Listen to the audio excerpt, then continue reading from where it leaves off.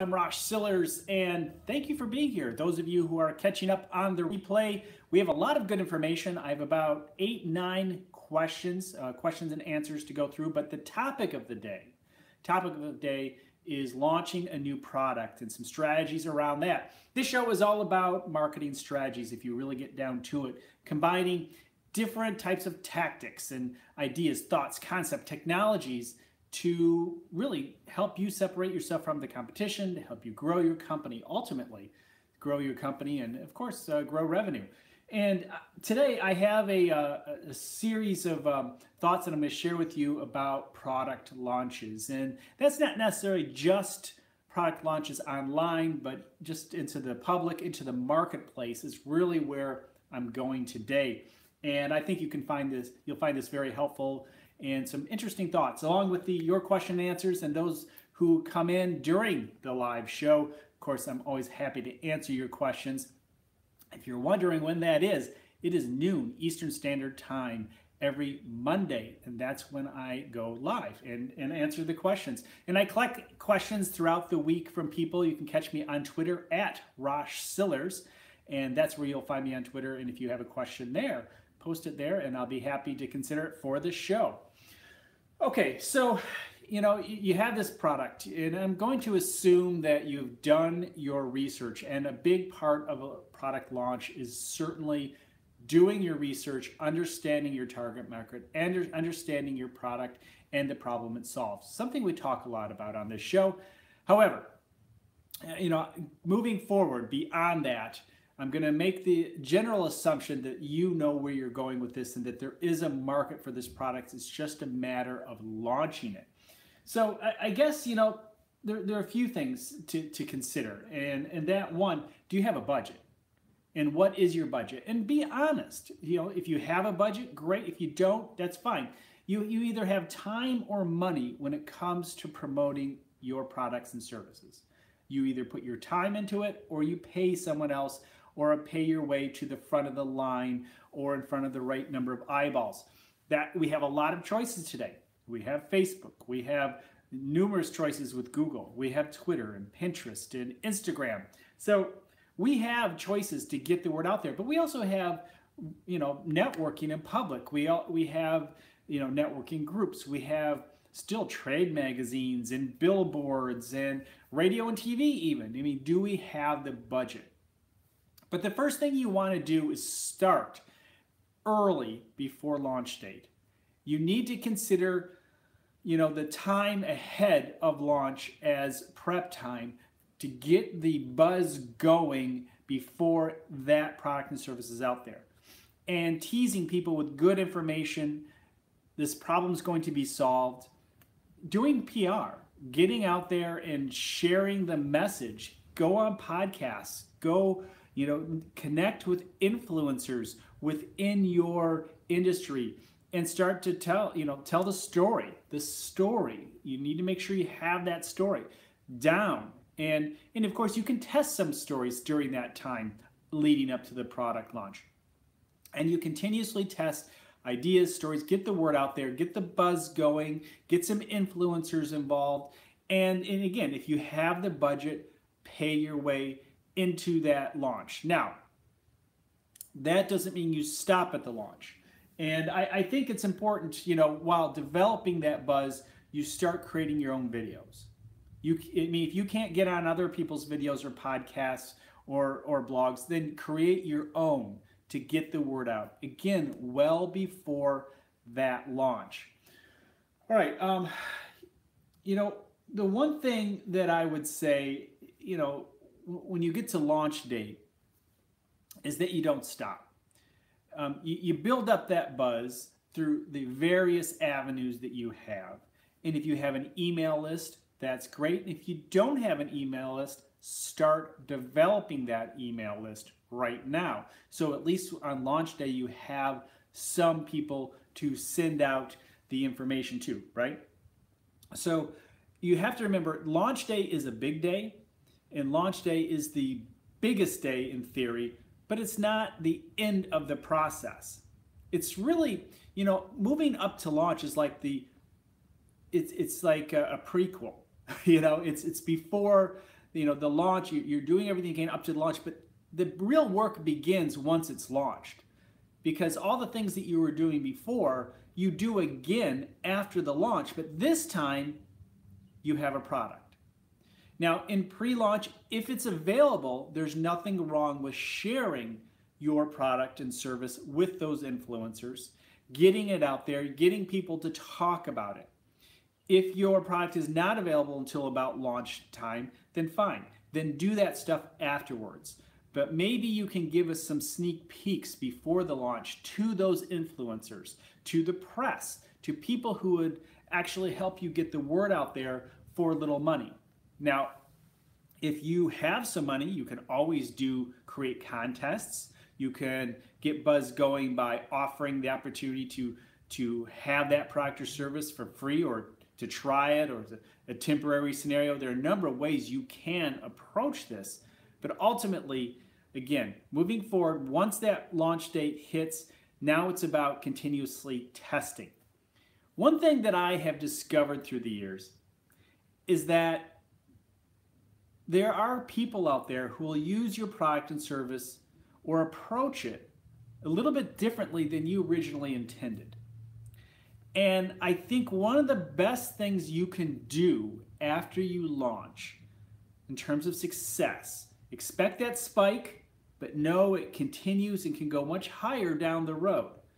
Even if your launch doesn't work out as well as you planned on the first day, don't stop. Keep testing, keep trying new things. I mean, testing is such a key component into success. If you have a few people who are saying positive things about your product or service, you can build off of that. And so you need to listen to what people are saying. And if there are people who are saying negative things, listen to that too, because maybe it's a simple fix. Maybe there's an adjustment that you can make. Now, if you have the opportunity, I know I'm going back and forth pre and post launch, but going back, I'm assuming that you did a little bit of that research ahead of time. But again, until you go through the full process of actually selling the product, I mean, chances are during your research, you didn't sell the product.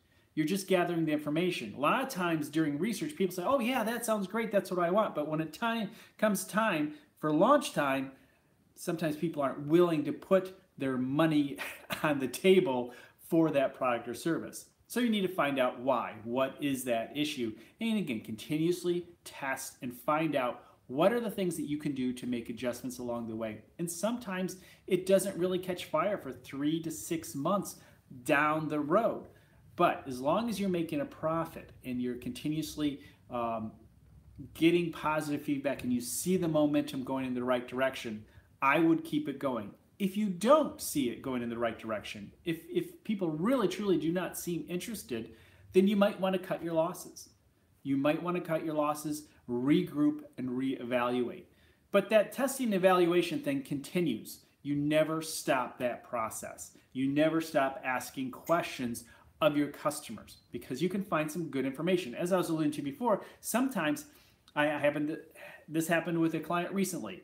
I had a client who had a product for one thing, and ultimately a totally different industry came in and said, hey, we can use your product at a large scale for something totally different that you weren't even expecting. And it's amazing how that's going. So you can find that once you get out there in the marketplace, because where I was going before, you have to go through the process. You have to go through the cycle. You can study all day long.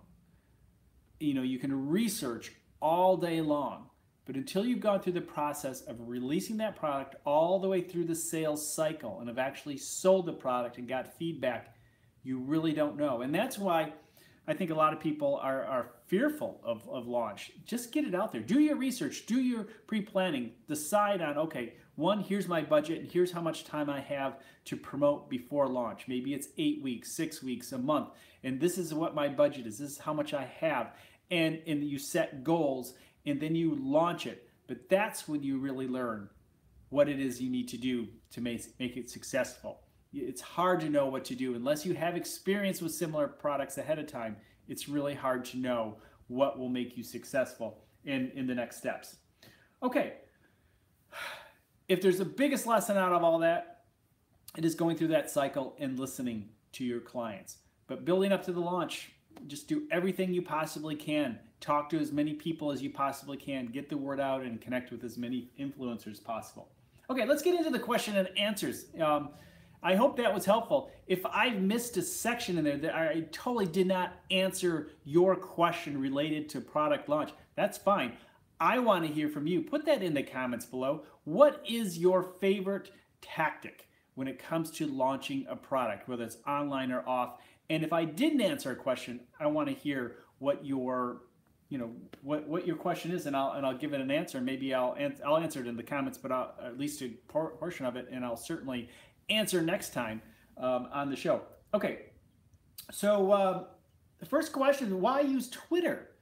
And that's a good question. I've answered that a few times in other shows. Well, maybe not shows, but videos. You know, Twitter is what I like to refer to as the people's AP wire. Associated Press is the way that we approach that.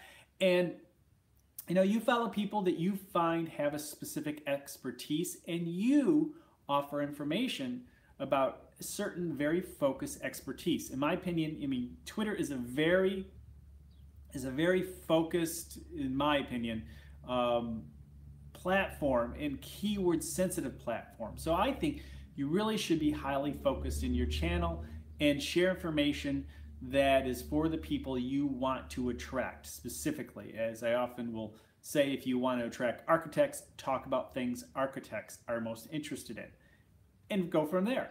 And so why use Twitter? To develop yourself as an expert, for one, and public relations. It's part of the public relations sphere. It's where people go to get news. And you should get your news there, at least some good information there. Obviously, if you're questioning the information you're seeing, of course, double check it and make sure it's real. Just like all social media, you want to make sure and verify everything that you're reading. But you know, it's a great place to get good information quickly, and it's a good way to share information quickly. All right. How many YouTubers do you need to make money? That's a really good question. So many YouTubers use AdSense, and AdSense is a way you can make some money, but really where most YouTubers make money is outside of AdSense. You know, AdSense is AdWords' way of paying the people who have ads, place ads on their content, whether it's a blog. AdSense, you can make money off of a blog or your YouTube channel or wherever it may be, and this is a way you can develop a living or a stream of income. But you really need a lot. You need a lot of followers. I mean, you need hundreds of thousands, if not a million, to really have a good solid stream of income. Now, once you're in that league, though, you can certainly sell other opportunities. Now, the thing is, if you're entertainment, I mean, it's a lot harder. There are a lot of people who have a lot of followers and they're entertainment focused. And you know what? Unless they get some good sponsors, that their entertainment has something related to sponsors, that sponsors may be interested in, it's going to be tough.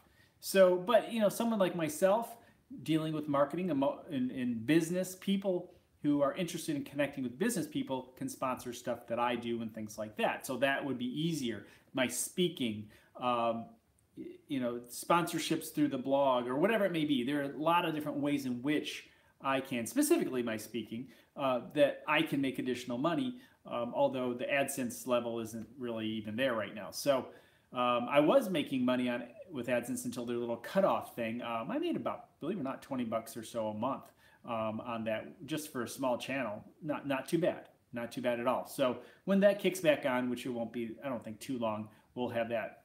But so I would say, to answer that question, 10,000, if you have a good opportunity for sponsorship. In other words, you have a really engaged and focused group of people who are specific, to an industry, a niche, something that these people are really engaged in, call it bow ties. And if you have a bow tie channel and everybody's into bow ties and you have 10,000 subscribers who are active, you could make some good money just dealing with the whole concept in the industry of bow ties. So there's the answer, best answer I have there, because honestly, it truly does depend on the industry you're in, the type of channel you have. There's so many factors involved. So for some, it's tens of thousands, and for others, it's hundreds of thousands before they make serious money. Okay, what is a successful conversion rate? Okay, a conversion rate. So a conversion is anything you want the customer to do. So we're just talking about launching a product today and marketing strategies around that. A conversion can be downloading an ebook, it can be submitting their email for a newsletter, and it could be an actual purchase. A conversion is anything you want the person who's landed on your page to do. So a good conversion rate for me is I start at 1%. I figure it doesn't matter what it is, what industry, if it's below 1%, it's not a success. Now, I certainly have clients to do 5, 6, 7, 8% conversion rates, and that's great. And then you also sometimes have to consider if your conversion is somebody filling out a form asking for more information, then your next step is the close rate. And that may be different. So if you get 10 inquiries, how many of those people will actually buy?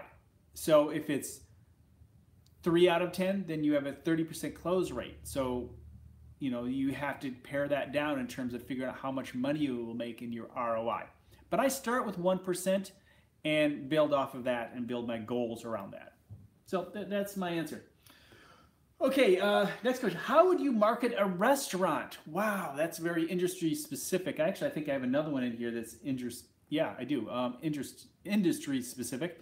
A restaurant, I think a big part of that is just keeping the communication flow with your current customers and giving them opportunities to refer and let other people know about that restaurant. PR, public relations, is huge for the restaurant industry. I would be on top of it and keep in touch with the local bloggers. I would keep in touch with the local media about what's going on, and I would always be reinventing new ideas and dishes for that restaurant and then getting it out there and promoting it.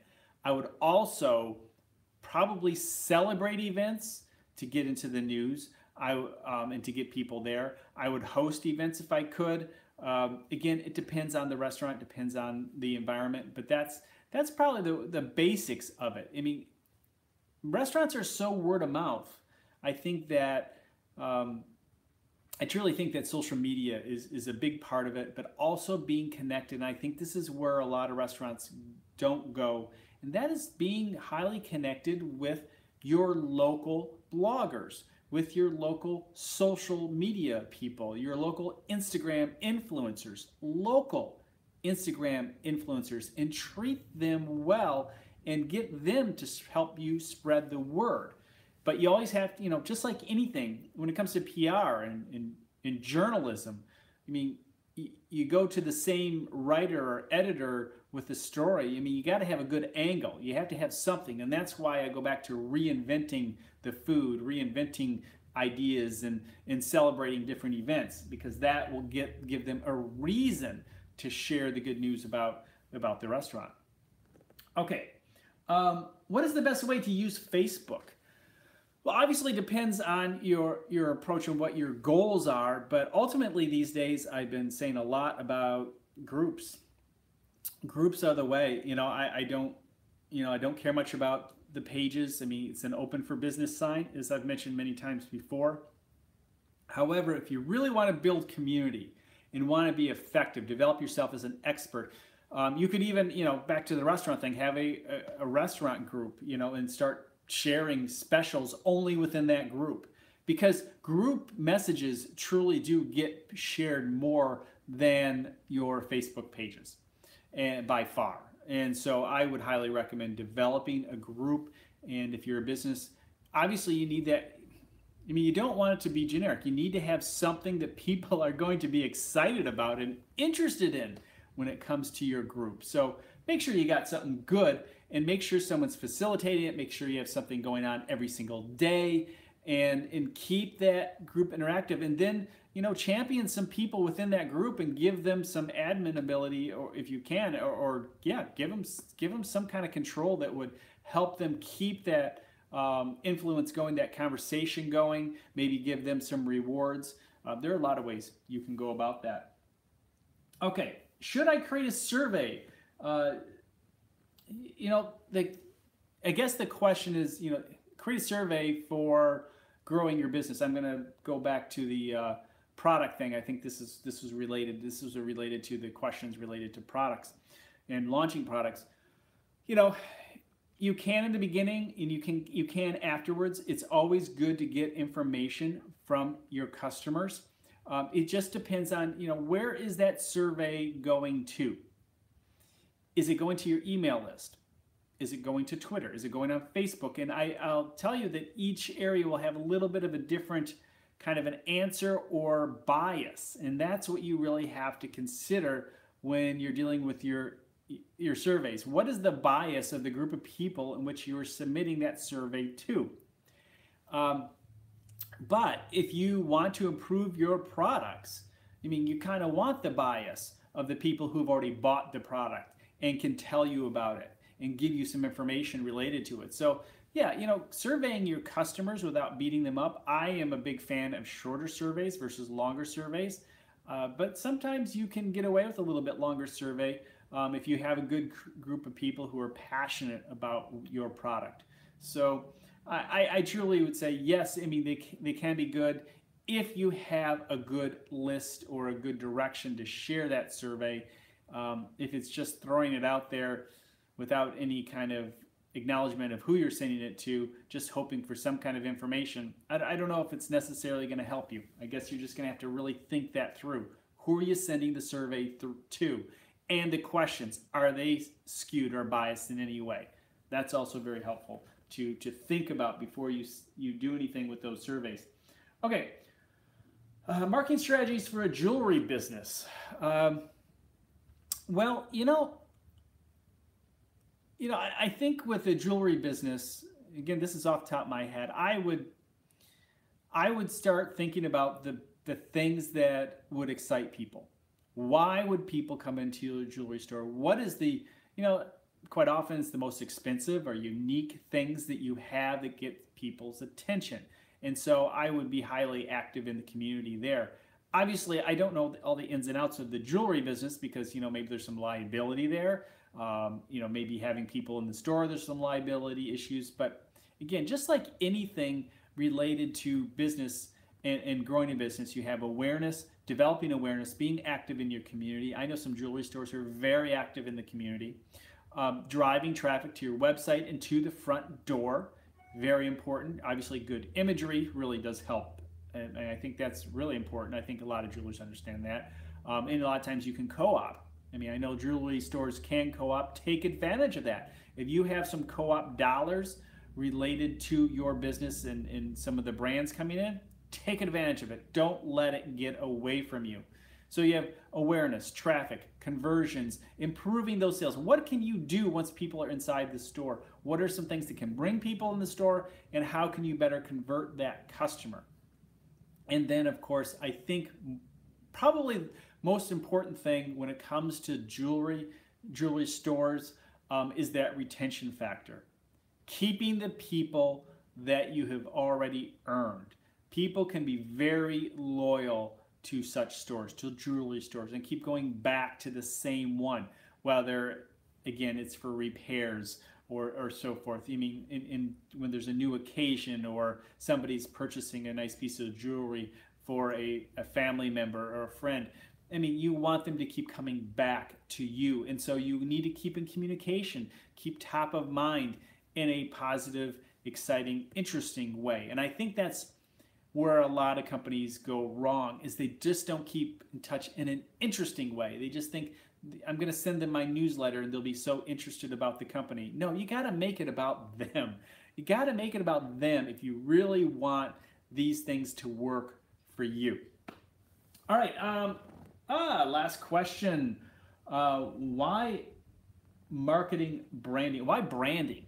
What's branding? Why bother with this branding thing? And a lot of times people make this mistake.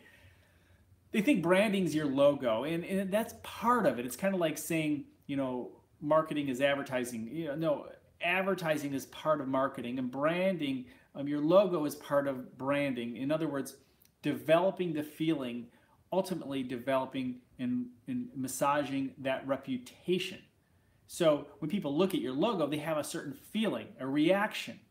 Either they don't know what it is, or they do know and they remember their experience with your brand, and that's positive. But ultimately, your brand is your logo. So continuously working on your reputation and doing things to improve your reputation, that's what the branding is all about. And sometimes part of that, and this is what a lot of people approach on this part of the branding, is design. Not just the logo, but the design of the site, design of the interior of the building, exterior of a building, design of your videos, design of the podcast. And when I say design, that's just that whole flow, the aesthetics of each thing, how well you, at what quality level you are doing things. And that is part of your reputation. People do judge you based on the quality design of your website, how well your video is produced, how nice your photographs are taken. Are they taken, created professionally?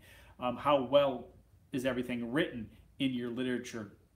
The paper stock you use for your business cards and whatever it may be.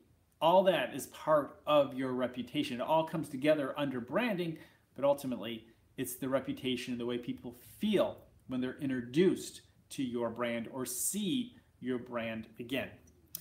Okay, there we go. That was all the questions. Thank you so much for being a part of this show. If you have questions, hit me up at Rosh Sillars and on Twitter. And I'm always looking for your comments below. I love answering your questions. It's really important to build this community.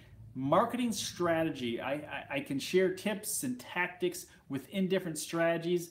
I have found that focusing on strategy is very important and powerful moving forward. Let me just share some thoughts related to this, although I probably lost half the audience as I was saying goodbye.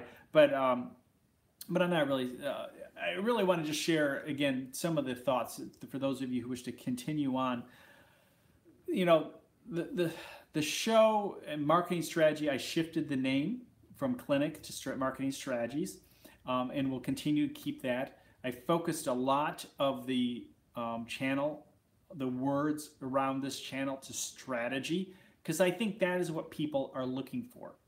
I've talked about growth and the importance of growing our business, and I was focused on the growth word for about 5-6 months now. I mean, I've been focused on that all along. I mean, all the things that I've been doing before are still involved here. Really, what I'm probably cutting out, despite the success of some of them, are the business portions.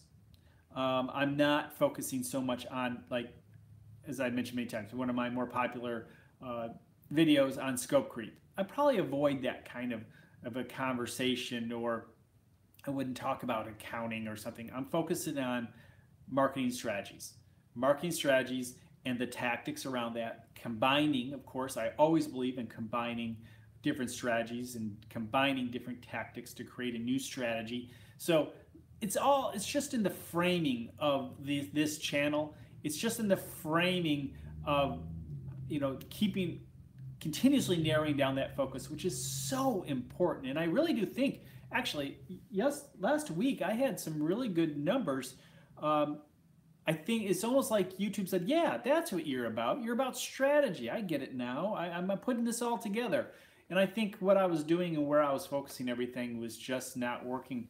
And I think YouTube is catching on with me, and we're aligning and narrowing down our path. Because if you want success on YouTube, you have to have some kind of core focus. So every single one of my videos moving forward is going to have marketing strategy in it. It's just going to have to, if I'm going to continue to bring in new people and keep a theme that will keep people watching from one video to another. And those of you who do appreciate the work that I'm doing, please, when you see a new video, check it out. Check it out.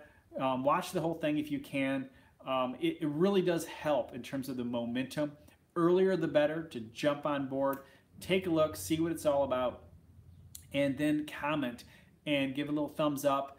It really is helpful in terms of the growth of a channel, and I want to continue to build on this channel. Okay, so we've gone 30 minutes. I appreciate it. Thank you all so much. We'll talk to you next Monday at noon Eastern Standard Time. I appreciate you all. Thanks.